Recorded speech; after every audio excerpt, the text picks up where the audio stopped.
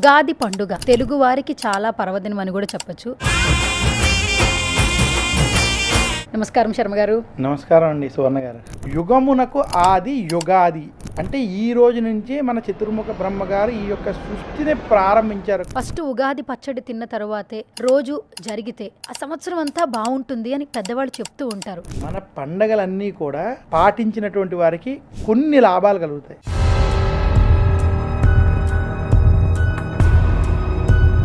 ఈ షడ్ రుచులతో కూడుకున్నటువంటి ఉగాది పచ్చడి తిన్న అందులోనూ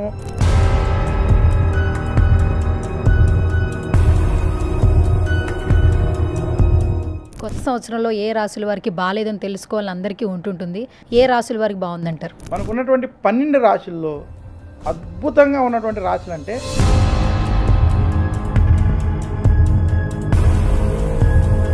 లేట్ మ్యారేజెస్ ముఖ్య కారణం జ్యోతిష్ శాస్త్రంగా చూసుకున్నట్లయితే కుజ దోషాలు, కాలసర్ప దోషాలు, రాహుకేతు దోషాలు. అయితే ఇది చాలా ముఖ్యం.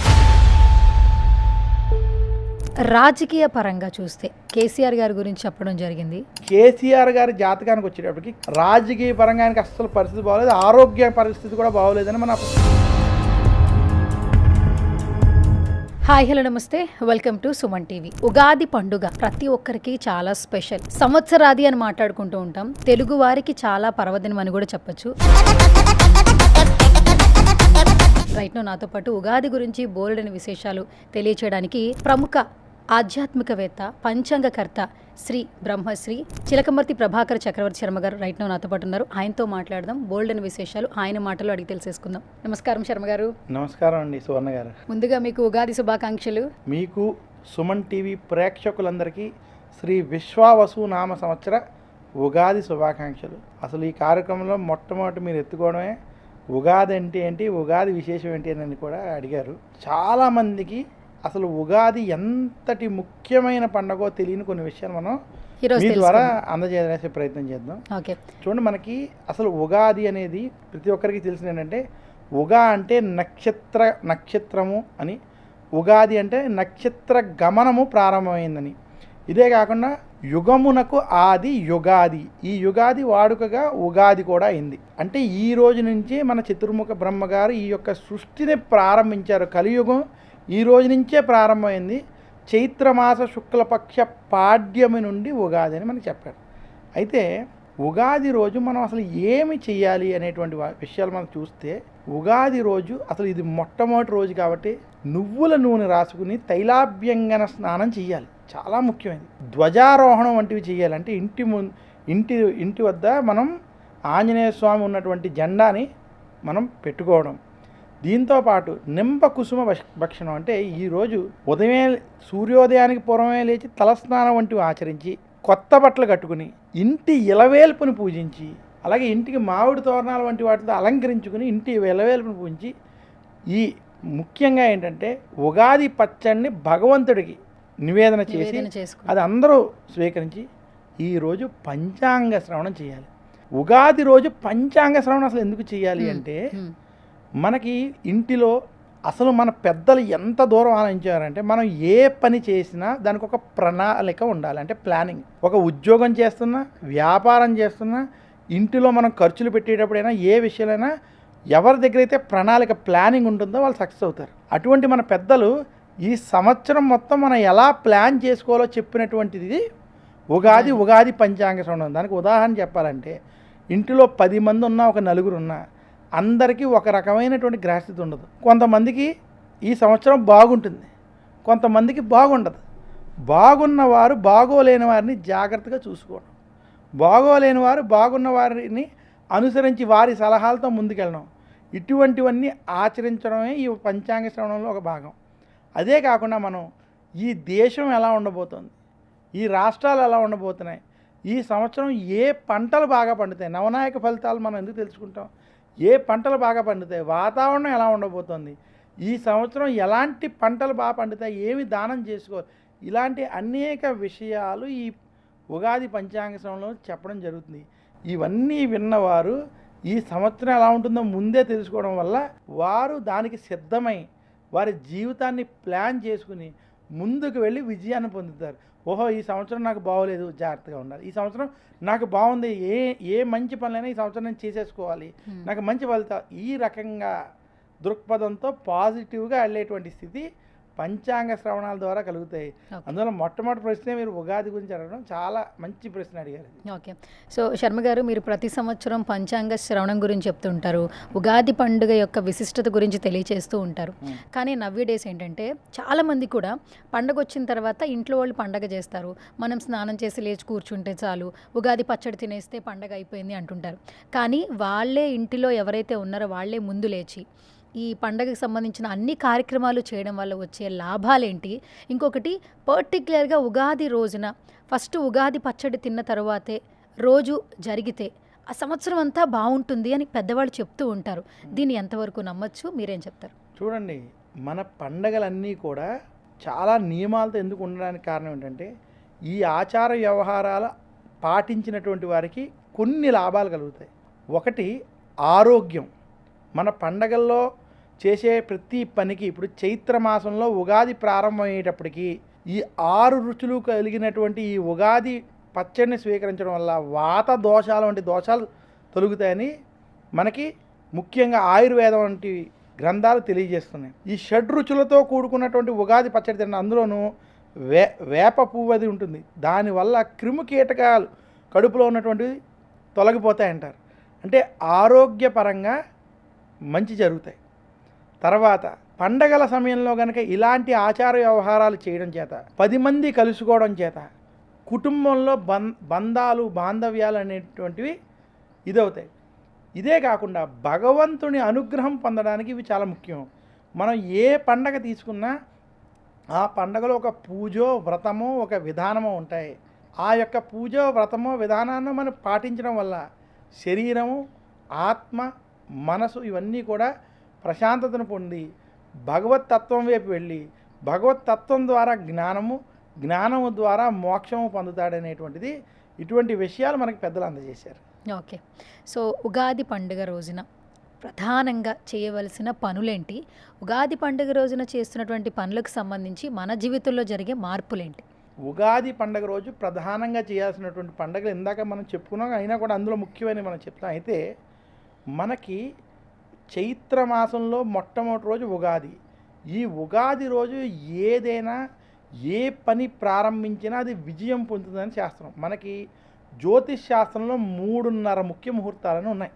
ఆ 3 ముఖ్య ముహూర్తాలు ఏంటంటే ఈ ముహూర్తాలలో ఏ పని చేసినా మీకు ముహూర్తంతో పని లేకుండా, అంటే ఈ 3 రోజుల్లో మీకు ముహూర్తంలో పని లేకుండా ఏ శుభకార్యాన్ని మీరు ప్రారంభం చేసినా దిగ్విజయం అవుతుంది. అంటే మంచి పనులు కనుక ఈ సమయంలో చేస్తే, అంటే విద్యార్థులు కనుక ఉగాది వంటి రోజుల్లో చదువుకోవడం, వ్యాపారస్తులు వ్యాపారంలో కొత్త ప్రారంభం చేసుకోవడం, కొత్త దస్తావేజులు వంటివి రాసుకోవడం, అలాగే మనం ఈరోజు కొత్త వస్తువులు వంటివి కొనుక్కోవడం, ఇలాంటివి చేయడం చాలా మంచిది. దానికి ఉదాహరణ ఈ 3 ముహూర్తాలు ఏంటి? చైత్రమాస శుక్లపక్ష పాడ్యం ఉగాది, 2 వైశాఖ మాస శుక్లపక్ష తృతీయ అక్షయ తృతీయ, 3 ఆశ్వేజ మాస శుక్లపక్ష దశమి విజయదశమి. ఈ 3 రోజులు ముహూర్తంతో పని లేకుండా ఏదైనా చేయమన్నారు. అయితే ఏదైనా చేయడం అంటే మంచి పనులు చేయడం. మనం ఈ రోజుల్లో ఈ 3 రోజుల్లో మీకు అవసరం అనుకుంటే కొత్త బండి కొనుక్కోవడం, అవసరమైనటువంటి వస్తువు కొనుక్కోవడం, అలాగే మీకు అవసరమైనటువంటి పిల్లలకైతే పుస్తకాలు వంటివి, వారికి కావాల్సినటువంటి చదువుకి సంబంధించినటువంటి చేసుకోవడం, పెద్దలు వారికి కావాల్సినటువంటి వస్త్రాలు వంటివి అన్నీ చేసుకోవడం. అందుకనే ఉగాది రోజు తలస్నానం, నూతన వస్త్రాలు కట్టుకోవడం ఖచ్చితంగా చెప్పారు, పెద్దల ఆశీస్సులు తీసుకోవడం, ఇంటి ఇలవేలుపుని ఈరోజు పూజించడం, ఇవన్నీ కూడా మంచి పనులు. ఇలాంటి పనులు ఆచరించడం చేత శుభ ఫలితాలు కలుగుతాయి. ధ్వజారోహణం వంటివి చేయడం, ఇవన్నీ చేయడం చేత మంచి శుభ ఫలితాలు కలుగుతాయి. శర్మ గారు, కొత్త బట్టలు ధరిస్తే కూడా మంచిది అన్నారు. చాలా మట్టుకు ఏంటంటే ఒకప్పుడు పండగలు, ఏ పండగలైనా కూడా ఎక్కువగా తెలుపు, పసుపు ఇలాంటి కలర్స్ ఎక్కువగా చూస్ చేసేవాళ్ళు. ఇప్పుడు బ్లాక్ కూడా వేసేసుకుంటున్నారు. నలుపు వస్త్రము ధరించడం వల్ల జరిగే నష్టాలు ఏమైనా ఉంటాయా పండుగ శుభకార్యాల రోజున? ఏం చెప్తారు? చూడండి, మన సనాతన ధర్మంలో కొత్త వస్త్రాలు ధరించడం అనేటువంటిది ప్రతి ముఖ్యమైన పండుగలో ఒక ఆచారం. అసలు దీంట్లో ఉన్నటువంటి విషయం ఏంటంటే, పాడైపోయిన వస్త్రం, చిరిగిన వస్త్రం అలక్ష్మి అని శాస్త్రం చెప్పింది. మీకు ఒక వస్త్రానికి చిన్న చిరుగు ఉన్నా, ఒక ఏదైనా ఇది ఉన్నా, ఆ వస్త్రాన్ని వాడకూడదు. ఆ వస్త్రంతో పూజ వంటి కార్యక్రమాలు అసలు మనం చేయకూడదు. మనం శుభ్రమైన వస్త్రాన్ని కట్టుకోవాలి అనేటువంటిది అదే లక్ష్మీప్రదం అని చెప్పారు. ఇంక రెండోది, మనం చేసేటువంటి కార్యక్రమాలు కానీ, మనం సనాతన ధర్మం, హిందూ ధర్మంలో సాత్వికానికి ప్రాధాన్యత ఇచ్చారు. సాత్వికానికి ప్రాధాన్యత ఇచ్చేటువంటి ఏంటంటే, మనం వాడేటువంటి వస్త్రంలో తెలుపు, పసుపు ఇవన్నీ ఏవైతే లైట్ కలర్స్ ఉంటాయో ఇవి సాత్వికం, శుభాలకి ప్రతీక. అందుకనే శుభాలకి వాడేటప్పుడు మనం కూడా ముత్తైదువులు కూడా ఇచ్చేటప్పుడు మనం ఇచ్చేటువంటి వస్త్రాలు పసుపు, ఆకుపచ్చ, ఎరుపు ఇలాంటివి వేస్తారు. అయితే నలుపు వస్త్రాలని శని ప్రభావం ఉండడం చేత కావచ్చు, అనేక కారణాల చేత కావచ్చు, శుభకార్యాలకి నిషేధించారు. అందువల్ల నలుపు వస్త్రాలని మనం పండగల వంటి రోజుల్లో, పర్వదినాలలో, శుభకార్యాలలో మాత్రం మనం వాడడం పెట్టకూడదు. ఎందుకంటే తెలుపు అనేటువంటిది వెలుగుకి, అలాగే శుక్లపక్షానికి, వృద్ధికి దీనికి చిహ్నంగా, అలాగే నలుపు ఏదైతే ఉన్నదో కృష్ణపక్షానికి చిహ్నంగా కూడా చెప్పడం జరిగింది. ఓకే, ఉగాది పండుగ గురించి చెప్పేశారు. మెయిన్గా ఉగాది వచ్చినప్పుడు ఏ రాశుల వారికి బాగుంటుంది, ఈ కొత్త సంవత్సరంలో ఏ రాశుల వారికి బాగాలేదని తెలుసుకోవాలని అందరికీ ఉంటుంటుంది. సో ఈ సంవత్సరం నుంచి 2025లో ఉగాది నుంచి ఏ రాశుల వారికి బాగుందంటారు? 2025 శ్రీ విశ్వావసు నామ సంవత్సరంలో ఈ సంవత్సరం మనకున్నటువంటి 12 రాశుల్లో అద్భుతంగా ఉన్నటువంటి రాశులు అంటే వృషభ రాశి, కన్యా రాశి మరియు తులారాశి. ఈ 3 రాశులకి అద్భుతమైన ఫలితాలు ఉన్నాయి. ఎందుకు అంటే వృషభ రాశికి శని లాభస్థానంలో ఉండడం, గురుడు ధనస్థానంలో ఉండడం, రాహుకేతువులు అనుకూలంగా ఉండడం.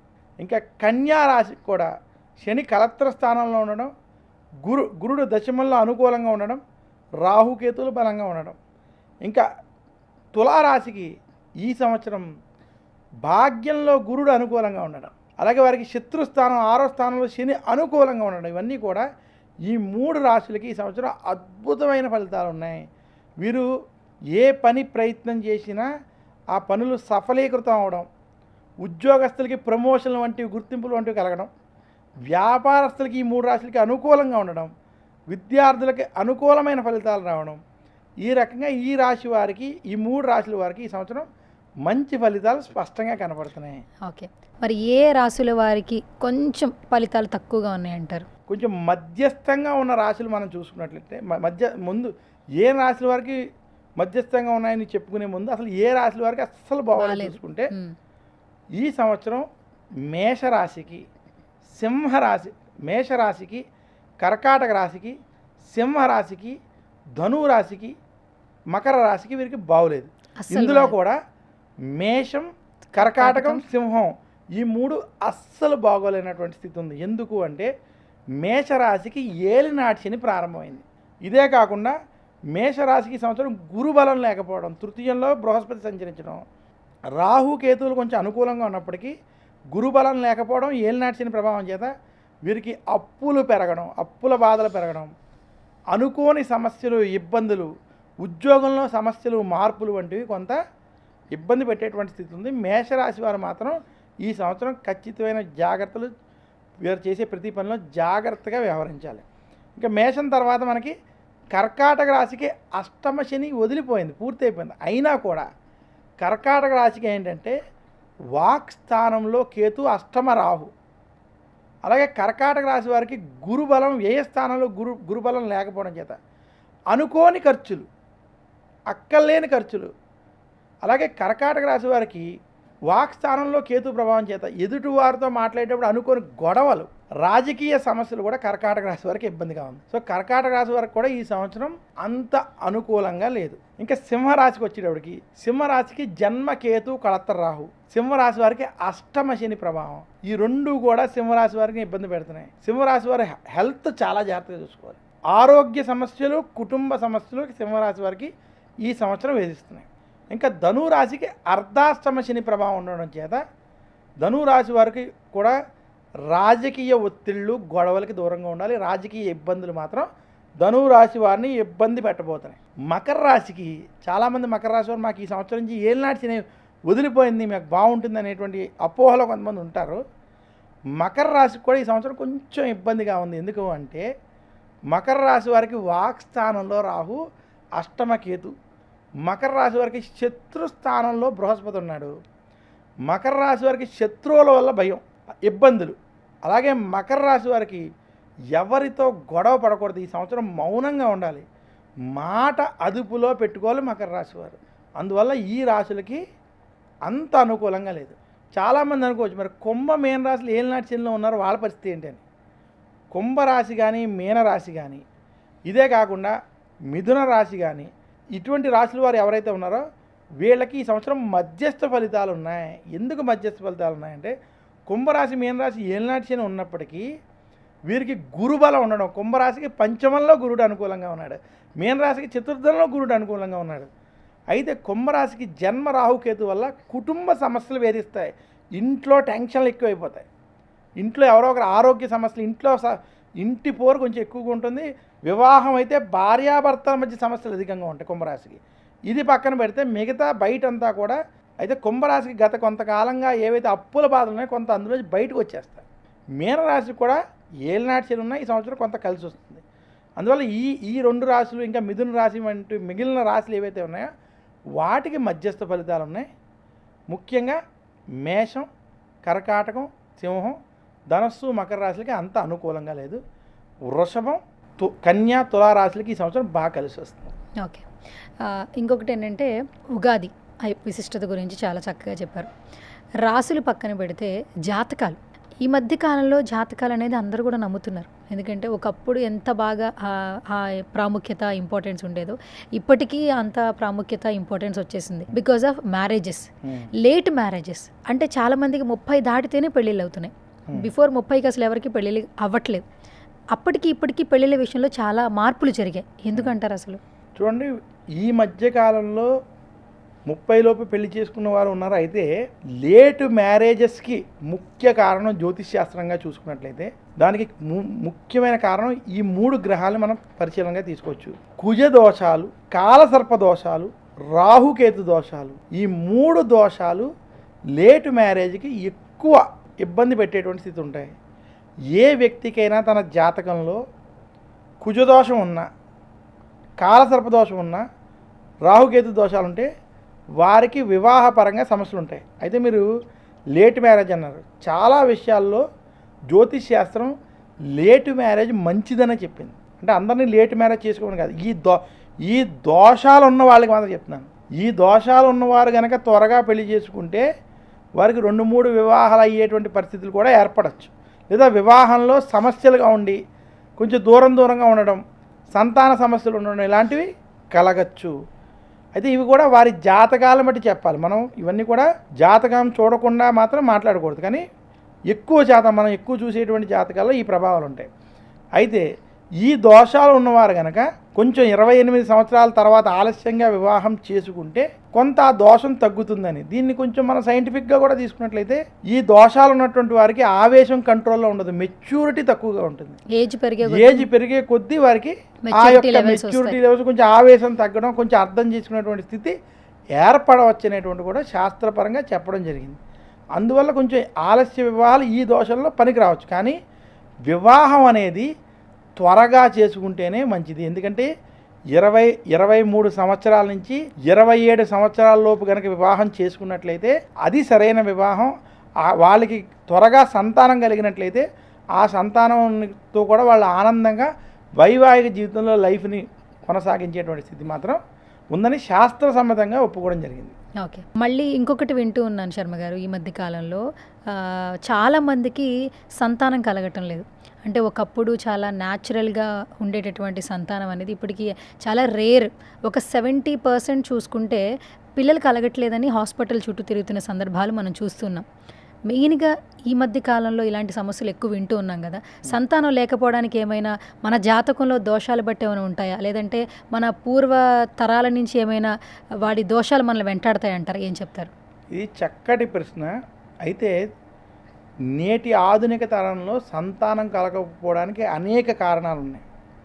అంటే మనం తీసుకునేటువంటి ఆహార వ్యవహారాలు కావచ్చు, లేదా మనకు ఉండేటువంటి చెడు అలవాట్లు కావచ్చు, ఇవన్నీ కూడా సంతాన దోషానికి మనకి కనపడుతున్నటువంటి విషయాలు. అయితే ఇవి కాకుండా శాస్త్రపరంగా మాత్రం చెప్పాలంటే కొన్ని విషయాలు మనం సంతానపరంగా చూసుకోవాలి. ఏ వ్యక్తికైనా జీవితంలో వారి జాతకంలో గనక కొన్ని దోషాలు ఉంటాయి. కుజ దోషం, కాలసర్పదోషం, రాహుకేతు దోషం, శనికి సంబంధించిన దోషాలు అంటే సంతాన స్థానంలో గనక శని వంటి ప్రభావాలు ఉన్నా ఇటువంటి దోషాల వల్ల సంతానం కలగకపోవడం అనేటువంటిది ఒక అంశం. ఇది కాకుండా పితృదోషాలని కొన్ని దోషాలు ఉంటాయి. అంటే మన ఇంటిలో గనక గతించినటువంటి వారు అంటే తాతలు, తల్లిదండ్రులు ఎవరన్నా గతించిన వాళ్ళు ఉండి వారికి గనక పిండ ప్రదానాలు, సంవత్సరికాలు, మాసికాలు వంటివి ఏవైతే కార్యక్రమాలు ఉంటాయో అవి సవ్యంగా సరిగ్గా చెయ్యకపోయినా, అవి గనక వాటికి చేసుకునేటువంటి పరిహారాలు సరిగ్గా ఆచరించకపోయినా దాని ప్రభావం కూడా సంతానం మీద ఉంటుంది.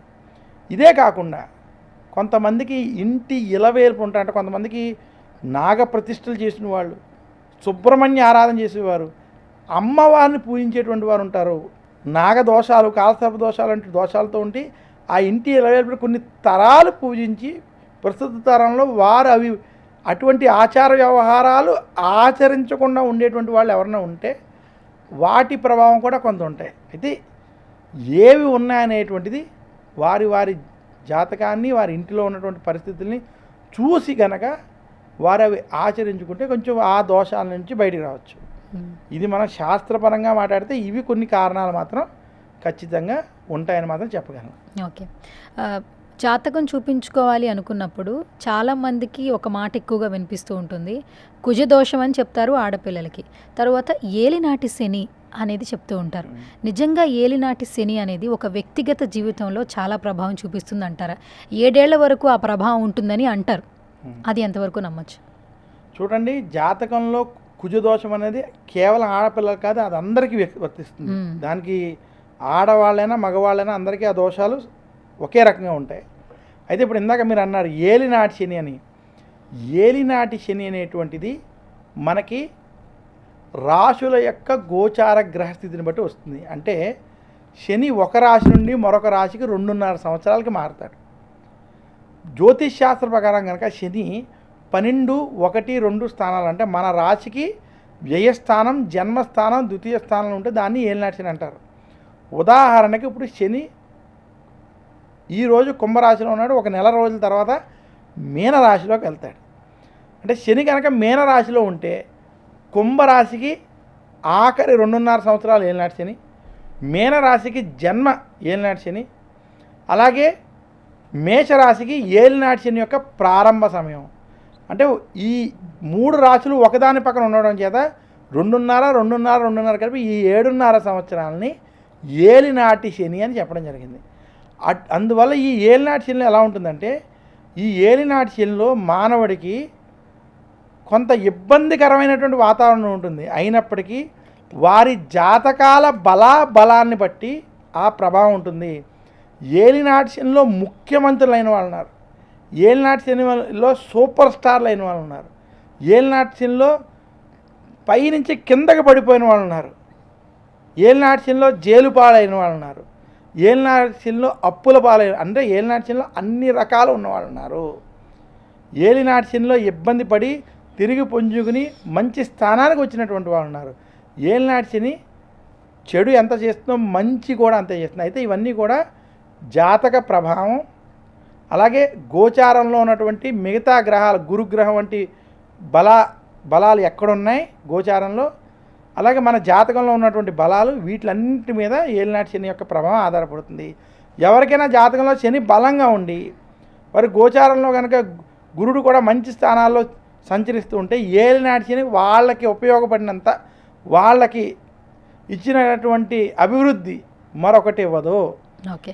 ఏలినాటి శనిలో కొన్ని కోట్లు సంపాదించినటువంటి వాళ్ళు ఉన్నారు, కొన్ని కోట్లు సంపాదించి జైలు పాలైన వాళ్ళు ఉన్నారు, ముఖ్యమంత్రులు అయిన వాళ్ళు, ఈ రకంగా అన్నీ ఉన్నాయి. ఏలినాటి శనిలో అన్నీ ఉంటాయి. అయితే అది మనం చూసుకుని దాని ప్రకారం దానికి సంబంధించినటువంటి శాంతులు, భగవంతుని నమ్ముకుని చేసేటువంటి క్రియలు చేసుకున్నట్లయితే ఏలినాటి శని సత్ఫలితాలు ఇస్తాయి. సో శర్మ గారు, ఈ సంవత్సరం ఏ రాశుల వారికి బాగుందో చెప్పారు, ఏ రాశుల వారికి మధ్యంతర ఫలితాలు ఉన్నాయో చెప్పారు, ఏ రాశుల వారికి అస్సలు బాగాలేదో క్లియర్గా చెప్పారు. రాజకీయ పరంగా చూస్తే, రాజకీయ కోణంలో ఎటువంటి మార్పులు జరగబోతున్నాయి ఈ సంవత్సరం? చూడండి, ఈ సంవత్సరం మనం నవనాయకులను చూసుకున్నట్లయితే ఈ సంవత్సరం చైత్రమాస శుక్లపక్ష పాడ్యమి మనకి ఉగాది ఆదివారం వచ్చింది.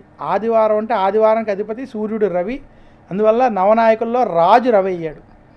సేనాధిపతి కూడా రవి, మేఘాధిపతి అర్ఘ్యాధిపతి రవి, మంత్రి చంద్రుడు. ఈ నవనాయకులను చూసుకున్నట్లయితే ఈ సంవత్సరం ఎవరైతే ముఖ్యమంత్రులుగా పరిపాలిస్తున్నారో, ఎవరైతే రాజుగా ప్రధానమంత్రిగా వీళ్ళు పరిపాలిస్తున్నారో వీరు చాలా ధర్మబద్ధంగా ఉండేటువంటి పరిస్థితి ఉంది. అందువల్ల వీళ్ళు తీసుకునే నిర్ణయాలు కొంత ఇబ్బందికరమైనటువంటి వాతావరణం కలుగుతుంది. ఎవరైతే పరిపాలిస్తున్నారో వారికి అనుకోని సమస్యలు, ఊహించని సమస్యలు ఇబ్బంది పెడతాయి. దానివల్ల ఈ రవి ప్రభావం చేత ఇబ్బందికరమైనటువంటి వాతావరణం మాత్రం ఈ సంవత్సరం పరిపాలించేటువంటి రాజకీయ నాయకులు ఉండబోతుంది. ఓకే.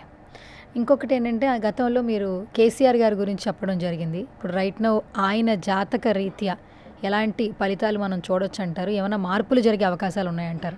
కేసీఆర్ గారి జాతకానికి వచ్చేటప్పటికి కేసీఆర్ గారు కర్కాటక రాశి. గతంలో మనం చెప్పుకున్నప్పుడు కర్కాటక రాశికి అష్టమ శని ప్రభావం ఉంది. అష్టమ శని ప్రభావం చేత రాజకీయ పరంగా ఆయనకి అస్సలు పరిస్థితి బాగోలేదు, ఆరోగ్య పరిస్థితి కూడా బాగోలేదని మనం అప్పుడు స్పష్టంగా చెప్పుకున్నాం. అయితే కర్కాటక రాశి వారికి ఈ సంవత్సరం కూడా అస్సలు బాగోలేదు. ఈ వచ్చే ఒక సంవత్సరంన్నర కర్కాటక రాశికి మొట్టమొదటిది ఆరోగ్యపరంగా బాగోలేదు. ఎందుకు అంటే కర్కాటక రాశికి అష్టమ శని పూర్తయిన రాహు ఆయుస్థానంలో, వాక్ స్థానంలో కేతువు. అందువల్ల వారు ఏం మాట్లాడినా కూడా అందులో గొడవలు అయ్యేటువంటి స్థితి స్పష్టంగా కనపడుతుంది. అలాగే ఇంకోటి, కర్కాటక రాశి వారికి శని ఒక్కడు ఇప్పుడు బలంగా ఉన్నప్పటికీ భాగ్యంలో గురుడు వ్యయస్థానంలో ఉన్నాడు. ఇదే గురుడు మళ్ళీ వచ్చే సంవత్సరం జన్మ రాశిలో కూడా వస్తాడు. అందువల్ల ఈ సంవత్సరం ఇంకో 2 ఏళ్ళు కూడా కేసీఆర్ గారికి అంత అనుకూలంగా లేదు, ఆరోగ్యపరంగానూ లేదు, రాజకీయ పరంగా కూడా లేదు. అందువల్ల వారు కొంచెం జాగ్రత్తగా ఉండాలి. ఇది చిలకమర్తి పంచాంగరీత్యానే నేను చెప్తున్నాను. ఏంటంటే రాజకీయ పరంగా మనం గోచార పరంగా చేసేటువంటి అనాలిసిస్ మీద చెప్తున్నాం. సో అందువల్ల వారు జాగ్రత్తగా ఉంటే కొంచెం మంచిది. మందపల్లి వంటి ప్రదేశాలకు వాళ్ళు వెళ్ళడం, లేదా ముఖ్యంగా గురుబలం లేదు కాబట్టి దక్షిణామూర్తి వంటి స్తోత్రాలు పఠించుకోవడం, దక్షిణామూర్తిని పూజించడం చేత కొంత కర్కాటక రాశి వరకు శుభ ఫలితాలు కలుగుతాయి. శర్మ గారు, మీరు రీసెంట్గా కుంభమేళా వెళ్ళారు. కుంభమేళా అనేది ప్రతి ఒక్కరికి కూడా చాలా ప్రాధాన్యత సంతరించుకున్నటువంటి విషయం.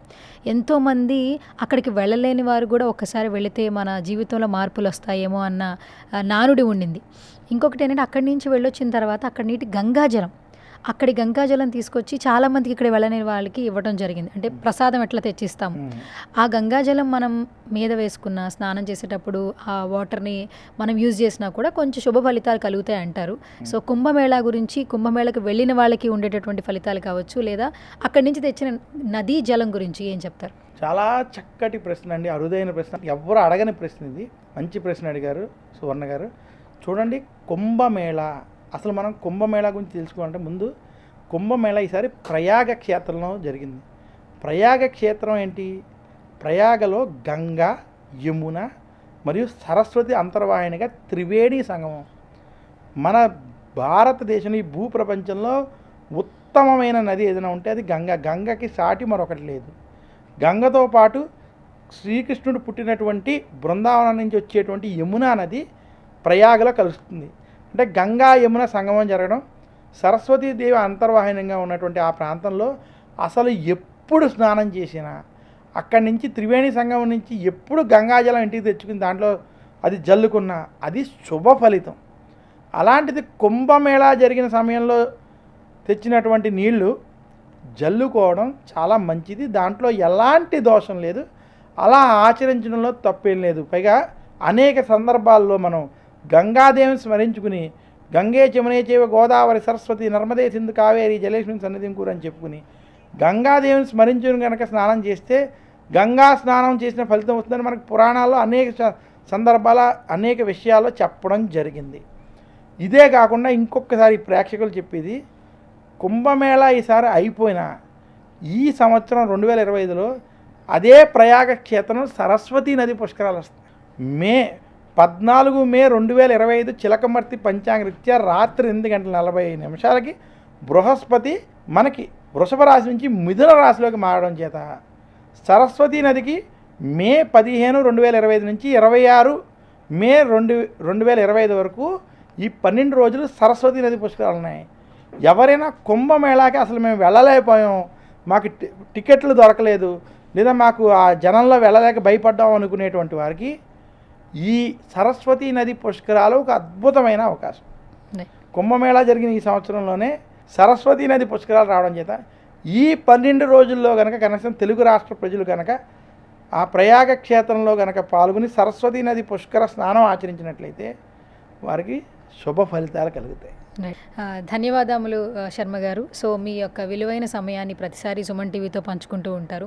అలాగే మీరు చెప్పే మాటలు కూడా చాలామంది వింటూ ఉన్నారు, ఆచరిస్తూ ఉన్నారు.